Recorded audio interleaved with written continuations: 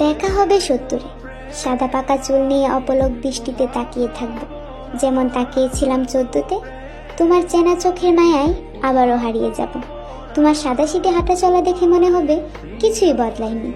হয়তো সেদিনও তুমি বুঝবে না তোমাকে দেখার সেই আকাঙ্ক্ষা, তোমার হাসির আড়ালে লুকোনো ভালোবাসা খোঁজার চেষ্টা, এগুলো সব একতরফা। হয়তো তুমি তখনও বুঝবে না তোমার মুখে এক চিলতে হাসি আমার গোটা পৃথিবী আলোকিত করে দিয়েছিল, ঠিক যেমন 14-তে করেছিল। 14-তে যখন প্রথম দেখেছিলাম তোমার মুখে সেই নিঃশব্দ গল্প আমাকে মুগ্ধ করেছিল।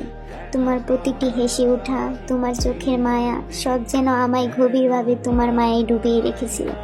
সেই দিন থেকে আমার মনে শুধু একটাই আশা, তোমার পাশে থাকার। কিন্তু জানো, সেই আশা কখনো পূর্ণ হয়নি, আর হবার কথাও না। তোমার গল্পের ভিতরে আমার জন্য কোনো জায়গা ছিল না। তবু তোমার দিকে তাকিয়ে থাকা, তোমার মুখে হাসি দেখার আনন্দ, এসব দিয়েই আমি নিজের গল্প সাজিয়েছি।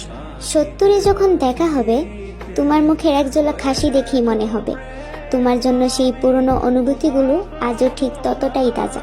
তোমাকে দেখে বলতে ইচ্ছে করবে, তোমাকে ভালোবেসে আমি অসম্পূর্ণ থেকেও সম্পূর্ণ হয়েছি। কিন্তু সাহস হবে না, যেমন হয়নি 14-তে।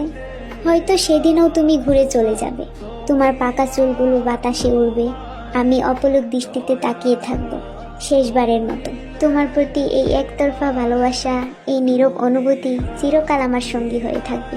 তোমার অজান্তেই তুমি হয়ে থাকবে আমার গল্পের শ্রেষ্ঠ অধ্যায়।